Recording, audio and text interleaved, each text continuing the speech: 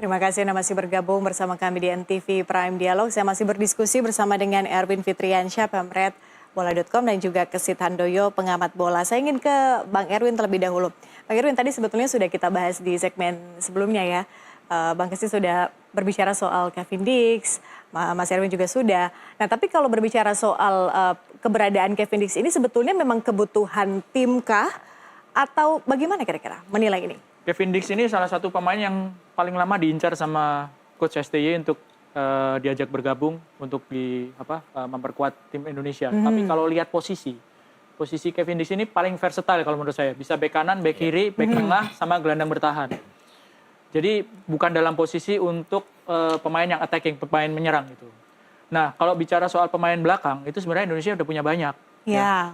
Ada Sandy Walsh kalau di bek kanan, di kiri ada Shane Patinama, ada Calvin Verdong, di tengah juga ada J.I. Jess, ya.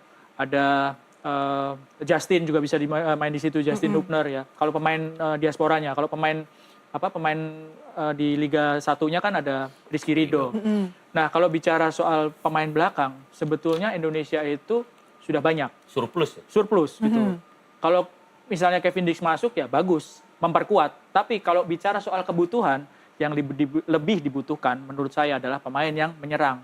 Striker. Kekurangan kita ya? Iya, karena striker Ragnar Oratmangun bisa dimainkan sebagai striker, tapi aslinya dia bukan posisi striker. Ya, dia posisinya gelandang serang atau sayap kiri kanan. Rafael Struijk yang selama ini menjadi striker kita juga posisinya bukan striker murni sebetulnya. Dia lebih ke posisi sayap kiri. Jadi kalau bicara kebutuhan, kita lebih membutuhkan pemain yang menyerang, khususnya penyerang utama, penyerang tengah. Tapi kalau Kevin Dix masuk, ya nggak apa-apa. Udah surplus, tapi kebetulan sekarang Hilgers nggak bisa main. Jadi terasa, oh ini Kevin Dix bisa main nih. Kalau misalnya dia fit, dia bisa adaptasi cepat, bisa main gitu, bisa main. Tapi sekali lagi bahwa sebenarnya pemain belakang itu kita surplus. Tapi kalau Dix masuk, siapa yang akan tersingkir kira-kira? Kan Hilgers nggak ada. Hilgers nggak ada, nggak bisa main karena cedera. Dia masih ada di klubnya di Belanda, jadi nggak ikut ke sini karena cedera. Jadi kalau Kevin Dix ada, dia bisa main di posisi Hilgers, di posisi back tengah yang sebelah kanan gitu ya. Di situ kan ada J.I. Jess, ada Justin, ada Rizky Ridho, dan Kevin Dix. Terserah ini dari 4 orang pemain back tengah yang bisa dimainkan sebagai starter siapa, ya Coach Sintayong yang paling tahu kondisinya. Ya opsinya lebih banyak buat Sintayong ya kalau untuk pemain bertahan. Kalau Hilgers masuk, punya 5 pemain. Untuk posisi 3 orang itu ada 5 orang pemain yang bisa dimainkan ya, yang kualitasnya juga bagus-bagus gitu. Bang Kesit, tapi kalau Rizky Ridho aman nggak posisinya? Sejauh ini saya melihat dia masih aman ya. Artinya dia menurut saya tetap menjadi pilihan utama dari Sintayong ya. Walaupun memang dalam beberapa pertandingan dia sudah mulai masuk dari bangku cadangan nih gitu ya. Apalagi nih dengan masuknya Kevin Dix, memang persaingan di lini pertahanan akhirnya menjadi lebih kompetitif ya. Masih bakal menjadi rebutan ini. Memang kalau kita bicara ideal pada saat ini menurut saya J.I. Jess ya di lini pertahanan. Tapi kan sekarang si Justin Hubner sudah pulih lagi ya. Ini boleh jadi bakal rebutan nih. Kalau J.I. Jess sudah lah, dia pasti nggak bakal tergoyahkan lah di situ. Tapi kalau kita bicara Rizky Ridho, di situ memang ada Justin Hubner. Kemudian juga kan Jordi Amat juga sudah mulai ada pulih. Lupa disebut tadi Jordi. Iya, sudah mulai pulih. Artinya buat Rizky Ridho kalau dia masih posisinya ingin tetap aman, ya dia harus lebih fight lagi. Dia harus lebih mampu untuk menunjukkan kemampuannya bahwa dia layak untuk menjadi starter begitu. Oke, di laga Indonesia lawan Jepang nanti siapa kira-kira pemain timnas Indonesia yang bisa berkontribusi lebih paling tidak untuk bersinar di laga Indonesia melawan Jepang? Ya ini tantangannya ya. Sebenarnya yang paling ditunggu-tunggu ini kan sebenarnya yang tadi disebutkan oleh Erwin, lini depan. Kalau lini belakang kita udah sering nyebutnya gitu kan. Oh, J.I. Jess tampil luar biasa. Kipernya Mas, kipernya. Martin Paes juga tampil begitu perkasa ya. Ini sudah rasanya kita sudah kenyang lah ya kalau kita melihat bagaimana aksi-aksi pemain belakang kita. Yang kita tunggu ini pemain-pemain penyerang ya. Rafael Struijk ya dia sudah membuka lah kebuntuannya dengan gol yang sudah dia ciptakan. Kemudian juga Ragnar Oratmangun kita tunggu lagi aksi-aksinya. Kemudian juga kalau misalnya ada kesempatan misalnya Eliano Reinders ya mungkin dia akan bisa tampil mengejutkan. Jadi yang kita tunggu pada saat ini adalah bagaimana kontribusi para pemain penyerang ya penyerang Indonesia nih. Apakah itu dari lini tengah maupun lini depan. Tapi yang sangat ditunggu adalah lini depan ya. Bukan cuma pemain-pemain diaspora saja atau pemain naturalisasi saja. Pemain-pemain lokal kita juga ditunggu ya. Ramadan Sananta kan masih dimasukkan lagi ya. Ada juga Yakob Sayuri ya, Yance Sayuri juga masuk gitu ya. Kita harapkan pemain-pemain Indonesia asli gitu ya, itu juga bisa memberikan kontribusinya dalam pertandingan penting menghadapi Jepang. Rizaldi, Mas Erwin? Malik Rizaldi mungkin juga bisa jadi opsi gitu ya. Karena waktu lawan Bahrain dia kan sempat jadi starter. Tapi hari ini Tapi kalau nggak salah nggak dipanggil ya? Dia cedera memang. Iya, jadi artinya pemain-pemain seperti itu bisa jadi opsi. Iya. Cuma memang harus diakui harus perlu effort yang lebih dari pemain-pemain itu ya. Entah itu mereka harus bisa menjaga kebugarannya sehingga bisa dipanggil masuk dalam tim. Entah itu ketika dipercaya, ketika jadi starter atau jadi pemain pengganti itu bisa langsung menunjukkan kapasitasnya, mengubah jalannya permainan, mengubah gaya main. Itu kan yang harus benar-benar ditunjukkan karena persaingannya nggak mudah gitu. Bahkan pemain diaspora seperti Shane Patinama aja kalah bersaing sama Calvin Verdong. Calvin Verdong kan jadi starter terus setelah dia masuk. Shane Patinama enggak. Bahkan di posisi-posisi seperti itu juga nggak bisa aman. Sesama pemain yang diaspora aja mereka persaingannya sangat ketat gitu. Tapi kira-kira nanti untuk line up pemainnya akan sama dengan pada saat melawan Cina kah? Atau mungkin Sinteyong sudah belajar pada saat kita berlaga dengan Cina? Kita sih berharapnya nggak ada perubahan yang terlalu drastis ya. Karena sebelum melawan Cina ketika menghadapi Bahrain, Australia itu kelihatan bahwa oh ini pakemnya seperti ini nih. Polanya 3-4-3 yang main di sini si ini gitu. Nah, ketika lawan Cina itu agak-agak wah kok Shane Patinama tahu-tahu Calvin Verdongnya jadi back tengah. Ada gitu elemen kan, kejutan ya. Asnawi tiba-tiba jadi starter. Iya, Asnawi jadi starter, Sandy Walsh-nya nggak ada gitu kan. Artinya Tom Hai mungkin waktu itu juga dipertanyakan, tapi ternyata dia nggak fit gitu ya. Jadi artinya kalau misalnya fit 100% itu lawan Jepang, itu nggak bisa main-main gitu, nggak bisa coba-coba, nggak bisa, oh ini bisa kali ya, ini bisa kali ya. Agak-agak sangat riskan sih kalau misalnya coba-coba. Kalau formasi, ya kita tahu bahwa Jay di belakang ya, ada Rizky Ridho, ada Justin di situ. Sekarang ada Kevin Dix, sebelah kanan Sandy Walsh, sebelah kiri Calvin Verdong, tengah kalau misalnya Tom Hai fit dia bisa main dari awal. Ada Nathan, di kirinya ada Ragnar, di kanannya mungkin masih siapa nih? Apakah strike di kiri ya? Ragnar bisa di depan, kanannya apakah Witan atau Eliano? Tapi bisa saja Yakob misalnya. Yakob atau Yance bisa di kanan, itu jadi opsi juga sih. Artinya kembali lagi apakah pemain-pemain seperti Malik kita nggak bicara Marcelino nggak masuk. Marcelino, nah ini kalau dibandingin misalnya sama Rizky Ridho, menurut saya Marcelino perlu mengejar bahwa dia harus bisa lebih stabil. Ya. Dia pernah jadi pemain yang sangat bagus ya ketika ditangani oleh Coach Sinteyong, tapi sekarang menurut saya penampilannya jadi naik turun gitu ketika diberikan kesempatan. Dia jarang starter sekarang.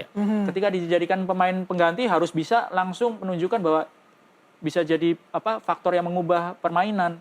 Jadi artinya pemain-pemain yang terutama yang dari Liga 1, pemain-pemain yang Indonesia yang bukan naturalisasi ini harus bisa menunjukkan bahwa mereka bisa bersaing gitu. Karena kalau nggak bisa bersaing ya susah, karena 11 orang pemain dari kiper sampai depan itu kalau mau diisi pemain diaspora bisa. Gitu.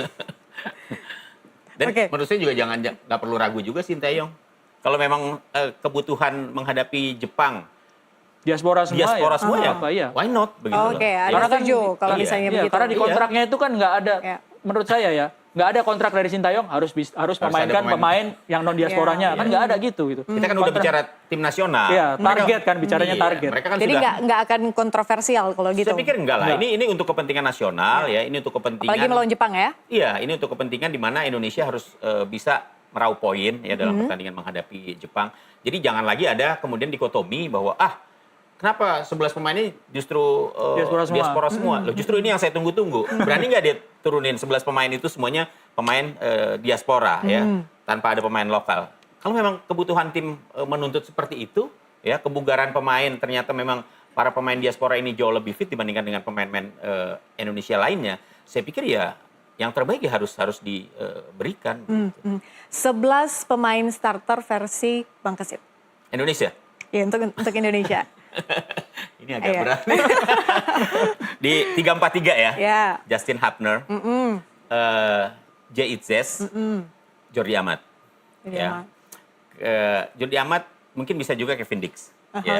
Tapi kalau Kevin Dix saya agak-agak masih mikir-mikir juga karena dia baru nih, baru datang, belum, takutnya nggak langsung tune in gitu ya. Kemudian di 4 kiri Verdong, kemudian ada Nathan, Choaon, Tom Hay. Kemudian juga ada Sandy Walsh. Ya, di depan Rafael Strijk, Ragnar Ortmangun, mungkin Jakob Sayuri. Oke, Bang Erwin. Saya beda di tiga belakangnya Kevin Dix yang jadi Kevin starter Dix. ya dibandingkan Jordi Amat atau Rizky Ridho. Lalu di kanannya Eliano. Yang lainnya sama semua sama Mas Kesit. Jadi hanya dua ya, Kevin Dix sama Eliano. Kalau Mas Kesit kan Jordi Amat ya, di belakangnya sama Jakob atau Janse. Kalau saya Eliano. Oke, Bang Kesit, tapi berani nggak kita main kemudian 3-4-3 melawan Jepang? Bukankah itu terlalu... Itu kan formasi yang memang sudah menjadi patronnya Sinteyong ya. Tapi formasi itu kan bisa berubah dalam arti kata format tetapnya 3-4-3. Tapi katakanlah ketika kita mendapatkan tekanan mungkin bisa berubah menjadi 5-4-1. Itu aja. Jadi tergantung bagaimana kemudian lawan memainkan pertandingannya gitu ya. Kalau misalnya ternyata tidak ada perlawanan yang begitu agresif misalnya, 3-4-3 itu efektif. Tapi ketika katakanlah Jepang ternyata frontal, dia bermain offense gitu, itu bisa berubah menjadi 5-4-1. Bang Erwin menyerang atau bertahan? Kalau menyerang itu otomatis banyak celah ya. Bahaya. Akan membuka celah gitu ya. Akan membuka celah. Kalau menghadapi tim seperti Jepang, kalau langsung tampil menyerang itu sangat berbahaya kalau menurut saya. Meskipun tampil di kandang, meskipun kita full tim. Ya meskipun sudah berbeda dibandingkan dengan Januari ketika kita kalah Indonesia 1-3 kalah lawan Jepang. Jadi yang paling realistis adalah menunggu. Seperti lawan-lawan Arab. Di pertandingan lawan Arab itu oke banget gitu ya. Nunggu ya, pemain Arabnya masuk, waktu counter tajam. Ya. Dan ketika sudah unggul, masih seperti itu. Jadi meskipun unggul, ya tetap main dengan cara seperti itu. Nah, itu yang menurut saya paling realistis ketika menghadapi tim seperti Jepang. Gitu. Bang Erwin, main di kandang itu jadi sesuatu yang positif ataukah mungkin jadi satu tekanan untuk timnas kita? Harusnya jadi sesuatu yang positif ya. Waktu menghadapi Australia kan seperti itu. Ya. Main di kandang, terus penontonnya banyak, levelnya Australia juga levelnya Jepang gitu ya. Meskipun mereka sempat kalah di kandang lawan Bahrain, tapi mereka bisa mengimbangi Jepang ketika main di Tokyo kan. Jadi ketika menghadapi Australia itu gambaran sangat mungkin seperti itu penontonnya, antusiasmenya ya, terus semangatnya, ya itu harus bisa jadi motivasi sih. Rugi dong kalau misalnya udah didukung gitu tapi malah jadi down gitu kan, malah jadi beban mental. Rugi. Oke, Bang Kesit, jadi dalam artian bahwa supporter Indonesia itu sebetulnya sudah berpikir realistis soal Indonesia melawan Jepang? Menurut saya sudah ya. Saya kira juga supporter harus bersikap seperti itu. Jangan terlalu kemudian overconfident, ekspektasinya terlalu tinggi ya. Kita juga kan harus lihat kemampuan para pemain Indonesia. Oke lah, kita banyak dihuni oleh pemain-pemain yang juga berkiprah di liga-liga Eropa gitu ya, di klub Eropa. Tapi jangan lupa juga seperti tadi saya katakan di awal, Jepang juga bermain di sana tapi level klubnya kan beda. Level klubnya beda gitu. Artinya pemain-pemain Jepang juga sebelum mereka mentas di klub-klub Eropa, mereka sudah berkumpul lebih dulu waktu di kelompok umur di negaranya masing-masing. Mereka produk Liga Jepang yang kemudian diekspor ke klub-klub besar di Eropa. Gitu. Caps-nya juga banyakan pemain Jepang, Mas. Iya betul. Caps-nya banyakan pemain Jepang. Karena pemain Indonesia caps-nya kan baru ya paling banyak sedikit. 5, 4 gitu ya. Ya ketika pemain-pemain naturalisasi bergabung kan rata-rata paling banyak 7 atau 8 pertandingan gitu ya. Tidak sepenuhnya atau tidak semuanya pemain-pemain yang ada di tim nasional Indonesia, pemain naturalisasi itu memiliki caps yang banyak. Jadi memang masih butuh proses, masih butuh waktu untuk bisa menunjukkan bahwa timnas Indonesia itu, ini kan baru proses sebenarnya, kita menuju sebuah level, kalau saya katakan kita lagi menuju level Asia gitu loh. Ya, kalau Jepang kan levelnya sudah dunia gitu ya, Australia sudah dunia, Saudi Arabia juga sudah dunia. Kita baru mencoba untuk mendekati ke level Asia dan itu progresnya menurut saya terlihat sangat signifikan, sangat bagus. Artinya potensi Indonesia untuk mencapai di level Asia itu sangat tinggi. Anda bisa lihat itu melihat dari pertandingan mana? Bukan dari pertandingan, tapi dari hasil-hasil yang sudah diraih oleh Indonesia. Indonesia bisa masuk ke putaran ketiga. Selangkah lagi kan menuju Piala Dunia ini. Ya kan sebelum-sebelumnya kita nggak pernah. Dulu pernah memang tahun 85 ada timnas kita ya nyaris ya lolos juga ke Piala Dunia 86 waktu itu. Tapi gagal ya. Dan persaingan sekarang kan jauh lebih ketat. Persaingan sekarang itu jauh lebih kompetitif. Kita bertemu dengan negara-negara yang selama ini menjadi langganan Piala Dunia. Ya, Jepang, Australia, Saudi Arabia itu kan langganan Piala Dunia. Ya, yang belum, Cina pernah 1 kali. Ya. Yang belum kan, ya Korea. Indonesia kan belum. Indonesia dan Bahrain belum pernah tampil di Piala Dunia. Oke, Pak Irwin, tapi kalau melihat dari sisi pemain-pemain Jepang, kira-kira siapa pemain yang harus sangat kudu mesti diwaspadai? Ya, pemain depannya ada Koki Ogawa karena Ueda yang cetak 2 gol waktu di pertandingan Piala Asia nggak main karena cedera. Tapi ada Koki Ogawa di beberapa pertandingan dia sudah cetak 4 gol. Ogawa ya. Sama satu klaim sama Verdong. Iya. Jadi satu timnya Calvin Verdong, Koki Ogawa itu jadi andalan di lini depan Jepang. Ya, kalau kirinya ada Kaoru Mitoma, di kanannya ada Kubo, di tengahnya ada Wataru Semua Endo. dong kalau gitu. Iya, pemain-pemain yang sudah sangat matang di Eropa gitu. Jadi mereka-mereka ini bukan cuma sekedar pemain cadangan mati atau bukan sekedar pemain yang didatangkan oleh klub supaya klubnya menjadi sorotan masyarakat Jepang gitu. Enggak seperti itu, bukan duta Jepang yang ditaruh di klub. Enggak, mereka karena punya kualitas. Sehingga menjadi starter di klubnya di Eropa. Jadi pemain-pemain seperti itu yang rata dan harus benar-benar diwaspadai sih. Tapi kalau mereka bermain kemudian terus kita sebut bahwa mereka bisa bermain dengan sangat baik dalam hal aliran bolanya lancar ke mereka. Nah, siapa yang harus kita matikan dalam tanda kutip pemain-pemain Jepang ini? Semuanya ya Semua. Mas. Semua.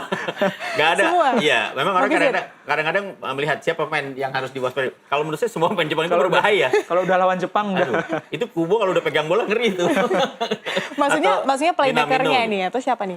Iya, Semua. jadi kalau saya melihat hampir semua pemain Jepang itu tahu kapan dia mesti mendelay, kapan dia kemudian harus melakukan tekanan, kapan dia mesti melakukan switch perpindahan misalnya dari kanan atau ke kiri atau kemudian menusuk dari tengah. Itu sudah jalan. Jadi kalau kita lihat permainan Jepang itu mereka memang betul-betul menikmati permainan gitu. Mereka sudah jalan gitu. Polanya itu sudah jalan. Mereka tahu gitu bagaimana. Nggak peduli melawan siapa ya. Iya. Kapan harus katakanlah buntu di kanan. Mereka switch-nya tuh cepat gitu.